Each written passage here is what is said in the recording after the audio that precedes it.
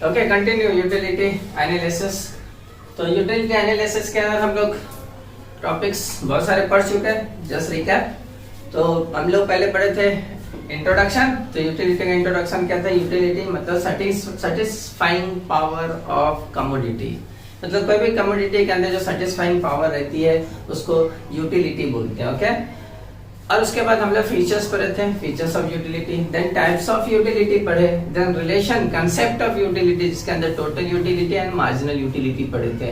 Then उसके बाद हम लोग पढ़े थे उसके relation between total utility and marginal utility. And next topic तो उसके बाद था हमारा डिमिनिशिंग मार्जिनल यूटिलिटी, यानी law of diminishing marginal utility. उसमें क्या बताया गया था, उस लॉ से क्या पता चला, जिसको एक्सप्लेन किया था प्रोफेसर अल्फ्रेड मार्शल ने। तो उन्होंने क्या एक्सप्लेन किया था कि ये लॉ जो है डिमिनिशिंग मार्जिनलिटी ऑलवेज क्या होता है, घटते रहता है, यानी डिमिनिश होते रहता है, कभी इंक्रीज नहीं होता है। तो डिमिनिशिंग मार्जिनल यूटिलिटी ये बताता है कि कोई भी कमोडिटी जब कंज्यूमर कंज्यूम करता है तो every successive of unit marginal utility become से क्या होते रहता है, डिक्रीज होते रहता है। कहां तक आता है? जीरो तक आ जाता है। देन डिससैटिस्फाइंग यानी नेगेटिव क्वाड्रेंट में भी आता है, जैसे पहले वीडियो के अंदर हम लोग एक्सप्लेन किए थे। एंड उसके कुछ अजम्पशंस भी बताते हैं। आज उसी लॉ का यानी कि डिमिनिशिंग मार्जिनल यूटिलिटी के लॉ का एक्सेप्शन बताएंगे जो इस लॉ को फुलफिल नहीं करता, इस लॉ के फेवरेबल में नहीं है, तो उसको एक्सेप्शन बोलते हैं। तो फर्स्ट एक्सेप्शन यहाँ पर डिस्कस कर लेते हैं। तो exception of law of diminishing marginal utility, तो पहला पॉइंट है हॉबीज। क्या है? हॉबीज। जस्ट हॉबीज क्या है? जैसा आपका मशगला पेशा जिसमें आपको मजा आता है किसी काम को करने में, उसको हॉबीज बोलते हैं। जैसा कि एक हॉर्स राइडर है तो उसकी हॉबीज क्या है? राइडिंग करना हॉर्स के साथ, तो हॉर्स राइडिंग में उसको इंटरेस्ट, मजा आता है। कोई अगर बाइक राइडर होता है तो उसको बाइक करने में उसको मजा आता है, इंटरेस्ट आता है।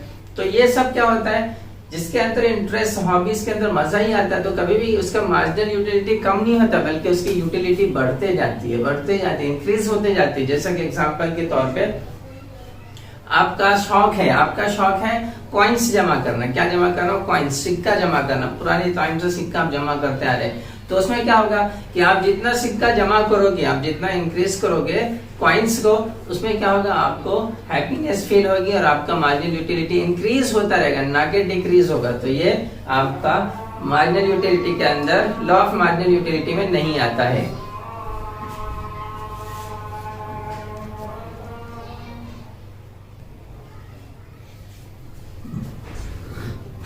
ओके, तो मैंने बताया आपको हॉबीज के बारे में। तो जस्ट ध्यान देखो क्या लिखा, hobbies like collection of various stamps, coins etcetera, it's increase marginal utility. Marginal utility उसका इंक्रीज होता है, तो ये इस लॉ के अंदर नहीं आ सकता है, क्योंकि ये लॉ क्या बोलता है, law of diminishing marginal utility, मतलब कि यूटिलिटी डिक्रीज होती है, बट ये हॉबीज का यूटिलिटी कभी डिक्रीज नहीं होती है। नेक्स्ट टॉपिक आता है आपका माइजर। माइजर मीन्स आपको बताओ कंजूस। ओके, तो कंजूसी, तो कंजूस मीन्स व्हाट, बताओ। आप लोगों को पता होगा, जैसा कि कोई इंसान कंजूस पर्सन, तो उसके पास क्या जमा रहेगा? माल जमा रहेगा। क्या जमा रहेगा? माल, प्रॉपर्टी, धन दौलत। तो उसका मतलब वो कंजूसी करके क्या जमा कर रहा है? पैसे जमा कर रहा है, सोना चांदी जमा कर रहा है। तो जैसे उसके पास, जैसा कि एग्जांपल, पैसा जमा कर रहा है, तो जितना ज्यादा पैसा उसके पास जमा होगा उसको उतना ज्यादा क्या होगा, हैप्पीनेस फील होगा। हैप्पीनेस फील होगा मतलब उसकी मार्जिनल यूटिलिटी क्या हो रही है, इंक्रीज हो रही है, ना कि डिक्रीज हो रही है। समझ गए? तो ये भी इस लॉ के अंदर नहीं आता, माइजरनेस भी। तो देखो यहाँ पर एक्सप्लेनेशन क्या बोला है, every additional rupees gives him more satisfaction, उसको ज्यादा से ज्यादा सेटिस्फैक्शन प्रोवाइड होता है जैसे जैसे उसका पैसा बढ़ते रहता है। So it's increase marginal utility. क्या होता है इसकी वजह से मार्जिनल यूटिलिटी इंक्रीज होता है, डिक्रीज नहीं हो रहा है। डिक्रीज नहीं हो रहा है, इसके लिए ये लॉ के अंदर नहीं आएगा, law of diminishing marginal utility के अंदर। समझ में आ गया?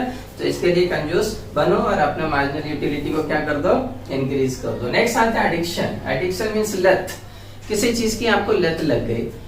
तो लत लगने में क्या आता है, जब उसके अंदर आप ज्यादा घुल जाओगे, ज्यादा मिल जाओगे उसके अंदर, तो आपको उस चीज की लत की वजह से जब ज्यादा आप उसको कंज्यूम करोगे तो आपका मार्जिनल यूटिलिटी क्या होगा, इंक्रीज होगा। जैसा कि एग्जांपल के तौर पे कोई पीने वाला है, बेवड़ा दारू पीता है, वो दारू पीता है तो उसको जितना ज्यादा नशा करते रहेगा उसको क्या होगा, उतना मजा आएगा। नशा करने में उसको क्या आएगा, मजा आएगा। मजा आएगा तो उसका मार्जिनल यूटिलिटी क्या हो रहा है, इंक्रीज हो रहा है, डिक्रीज तो हो ही नहीं रहा है। तो इंक्रीज हो रहा है मतलब ये लॉ के अंदर नहीं आएगा। अब जैसा एक एग्जांपल और लेते हैं, जैसा कि किसी हंगर पर्सन, किसी भूखा इंसान है, तो उसको भूख लगी, तो जैसे जैसा खाना खाएगा उसका भूख क्या होगा, मिटना होगा, मिटते रहेगा धीरे धीरे धीरे, एंड लास्ट स्टेप में क्या होगा, उसकी भूख पूरी खत्म हो जाएगी। बट दारू पीने वाले का, शराब पीने का जितना ज्यादा पिएगा उसको उतना मजा आएगा, और इतना मजा आएगा लास्ट में क्या होगा, मदहोश हो जाएगा, एंड मदहोश होके या तो लुढ़क जाएगा कहीं भी गटर विटर में, बट खाना खाने वाला सेटिस्फाई होकर अपने आप को रोक लेगा, लेकिन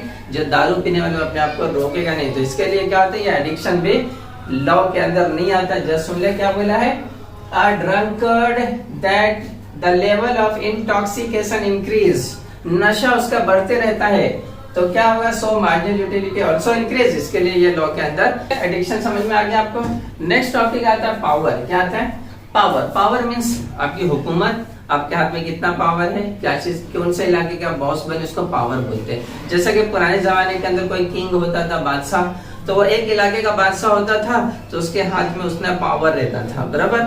फिर वो अपने पावर को बढ़ाने के लिए दूसरे इलाके पे जाके कब्जा करता था, तो कब्जा करके अपना पावर को और इंक्रीज करता था।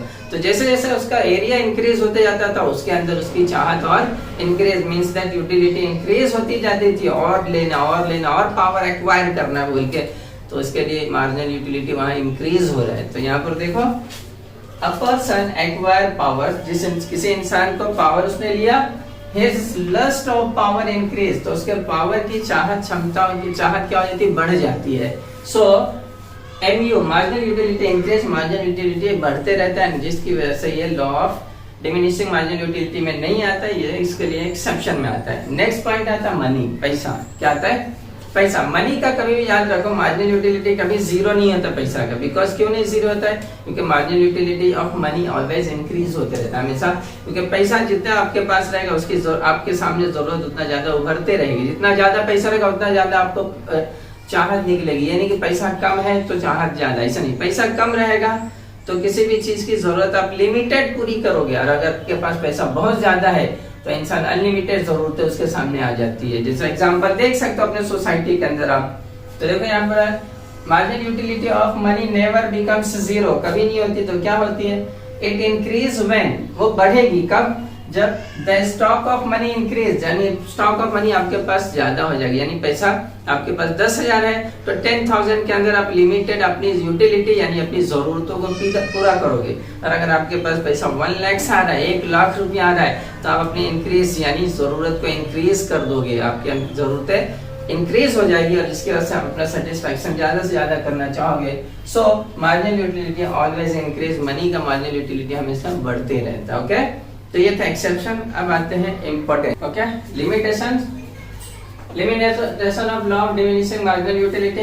लिमिटेशन को क्या बोलते हैं, दूसरे भाषा में क्रिटिसिज्म। क्या बोलते हैं आपको, यानी कि ये नुकसानात है, law of diminishing marginal utility के फेवरेबल में नहीं, यानी उसके अपोजिट में, उसके लिए लॉस है, नुकसान है। जिसमें सबसे पहला आता है अनरियलिस्टिक अजम्पशंस, यानी जितने भी अजम्पशन है इसके अंदर वो रियलिस्टिक नहीं है, अनरियलिस्टिक है। अनरियलिस्टिक नॉट फेवरेबल, जैसा कि law based on assumption like continuity, constancy etcetera in reality, reality में नहीं है, अनरियलिटी है, इसके लिए अजम्पशन है। आपका नंबर स्विच ऑफ आ रहा है। तो अनरियलिस्टिक में डिस्कस कर रहे थे हम लोग, तो सुन लिए, law based on the assumptions like continuity, constancy etcetera in the reality. Reality में ये कंटिन्यूटी रहता है, ये सब रहता है, बट अनरियलिस्टिक नहीं, अजम इसके लिए नहीं आ गया ये। दूसरा आता है कार्डिनली मेजरमेंट। अभी मैंने बताया था फीचर्स ऑफ यूटिलिटी में कि यूटिलिटी का मेजरमेंट कहते हैं वो कार्डिनली इन नंबर में, मींस अज्यूमिंग रहता है, क्योंकि यूटिलिटी जो है ना साइकोलॉजिकल कंसेप्ट है, कि साइकोलॉजिकल बेस है कि आपके कितना सेटिस्फैक्शन, आपके अंदर ह्यूमैनिटी में कितना आपके अंदर सेटिस्फैक्शन हुआ।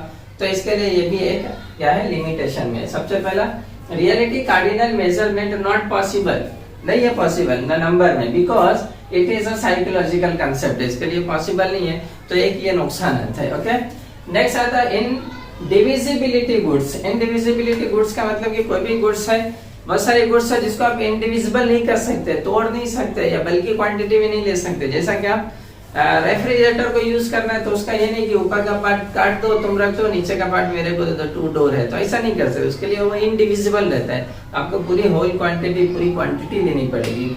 समझ में आ रहा है। और ना क्या, और दूसरी बात ये भी है कि आप उसको बल्क क्वांटिटी में नहीं ले सकते हो, बल्क वाली से ज्यादा कि फ्रिज की जरूरत है घर में, आप लाके 10 फ्रिज घर के अंदर लिए, तो बल्क में भी नहीं ले सकते हो। और उसको इंडिविजिबल भी नहीं कर सकते हो कि उसको डिवाइड करके पूरा पार्ट नीचे मुझे सिर्फ नीचे का पार्ट चाहिए, रेफ्रिजरेटर नीचे मुझे जस्ट फ्रिज चाहिए, तो उसको डिविजिबल भी नहीं कर सकते। तो इसके लिए इनडिविजिबिलिटी भी आपका लिमिटेशन में आता है। देखो क्या बोला है, not applicable to indivisible and bulky goods.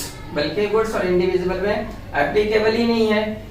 Like car हो गया आपका, टीवी सेट हो गया एक्सेट्रा, और भी कुछ भी normally purchase in single unit, क्योंकि वो चीज को सिंगल यूनिट में आप परचेस करोगे एट अ टाइम, कोई भी समय में जब आपको जरूरत हो रही है। नेक्स्ट पॉइंट आता है constant marginal utility of money. Marginal utility of money का मतलब क्या बताता है, वो कांस्टेंट रहता है, फिक्स रहता है, ना कम होता है ना ज्यादा होता है। तो marginal utility of each unit of money, money का हर यूनिट रिमेन्स कांस्टेंट, हमेशा कांस्टेंट रहता है, ना कभी भी बदलेगा ही नहीं वो। तो इसके लिए एक लिमिटेशन है ये। जैसा अगर अ सिंगल वांट, मतलब एक टाइम में कोई भी एक पर्सन अपना एक सिंगल वांट ही पूरा कर सकता है, दोनों वांट्स को एक साथ में पूरा नहीं कर सकता। जैसा कि उसको किसी पर्सन को भूख भी लगी है तो खाना है, एंड देन उसको खेलना भी है, उसको खेलने में एंजॉयमेंट लेना है, तो दोनों काम को एक साथ नहीं कर सकता है। एक टाइम में एक ही वांट्स को वो सेटिस्फाई करेगा, यानी कि या तो वो खाएगा या तो बाइक राइडिंग करेगा, दोनों में से एक काम करेगा अ सिंगल टाइम। तो restricted of a single want a point of time, मतलब जो वक्त में जो चीज की जरूरत है उसको वही चीज पूरा करेगा, दोनों चीज को एक साथ नहीं कर सकता। तो ये limited. Okay, significance of diminishing marginal utility. Significance means importance. Importance of diminishing marginal utility. तो अब यहाँ पर इसके अंदर आपको अहमियत बताऊंगा कि ये मार्जिनल यूटिलिटी की अहमियत क्या है, इंपॉर्टेंस क्या है। तो इंपॉर्टेंस में सबसे पहला इंपॉर्टेंट आता है आपका यूजफुलनेस टू द कंज्यूमर। ये कंज्यूमर के लिए फायदेमंद है, बिकॉज उसको पता चलता है कि मैं कोई भी कमोडिटी कंज्यूम कर रहा हूँ या यूज कर रहा हूँ परचेस करने का, तो उसको उस कमोडिटी से कितनी यूटिलिटी डिराइव्ड हो रही, कितनी यूटिलिटी मिल रही है। तो मतलब हर कंज्यूमर अपने परचेस्ड कमोडिटी से मैक्सिमम सेटिस्फैक्शन चाहता है। तो देखो क्या बोला है, टू ऑब्टेन मैक्सिमम यूटिलिटी, मतलब उस प्रोडक्ट से मैक्सिमम यूटिलिटी चाहता है। तो ये पता चल जाता है उसको, ये लॉ के बेस पर। नेक्स्ट आता है यूजफुल टू द गवर्नमेंट। सरकार के लिए भी फायदेमंद है, यूजफुल है गवर्नमेंट के लिए। अब गवर्नमेंट के लिए कैसा फायदेमंद रहेगा कि कंट्री के अंदर, स्टेट के अंदर गवर्नमेंट चेक करेगा कि कौन सी चीज की यूटिलिटी हमारे कंट्री के अंदर है, तो उस चीज का पॉलिसीज बनाएगा, उस चीज के ऊपर अलग अलग पॉलिसी बना के इम्प्लीमेंट करेगा कंट्री के अंदर। देखो उसके अंदर सबसे पहले क्या आता है, to the government in framing, बनाता है policy like tax policy, trade policy etcetera. Suppose कि दूसरे कंट्री के अंदर, हमारे कंट्री के अंदर टी चाय पत्ती ज्यादा उगती है हमारे कंट्री के अंदर, तो चाय पत्ती के एक्सपोर्ट दूसरे कंट्री के अंदर ज्यादा है, रिक्वायरमेंट ज्यादा है। तो ये कैसा पता चलेगा, हमारा मार्जिनल यूटिलिटी पॉलिसी के बेस पर। तो हमारी गवर्नमेंट क्या करेगी, चाय को ज्यादा से ज्यादा एक्सपोर्ट करेगी। नेक्स्ट आता है basis of paradox of value. Paradox of value मतलब जो कीमती चीजें हैं उसकी अहमियत बताता है, वो पता चलता है इस law of diminishing marginal utility के ऊपर। कैसा, तो include more valuable goods like gold, diamond etcetera, इनके अंदर आ जाता है पैराडॉक्स ऑफ वैल्यू के अंदर। मतलब कि इन चीजों की वैल्यू पता चलती है लॉ के बेस पर, जो डिमिनिशिंग मार्जिनल यूटिलिटी बताती है। नेक्स्ट आता है basis of law of demand. ये लॉ ऑफ डिमांड के ऊपर भी डिपेंड करता है। कैसा कि लॉ ऑफ डिमांड का रूल क्या है कि प्राइस कम होगी तो डिमांड बढ़ेगी, एंड प्राइस ज्यादा होगी तो डिमांड क्या होगी, घट जाएगी। ओके, तो यहाँ देखो क्या बोला है, it is based on the law of diminishing marginal utility. Price decrease, demand increase, price increase, demand decrease. Okay, यहाँ पर अपोजिट वाइस वर्सा रिलेशन है प्राइस का डिमांड के साथ, तो ये पता चलता है law of diminishing marginal utility पे। तो ये चैप्टर आज यहाँ पर वाइंड अप होता है। इसके अंदर किसी तरह का डाउट्स रहेगा तो आप कमेंट में लिख के भेजो, उसके ऊपर रिएक्शन आपको एंड रिप्लाई दिया जाएगा।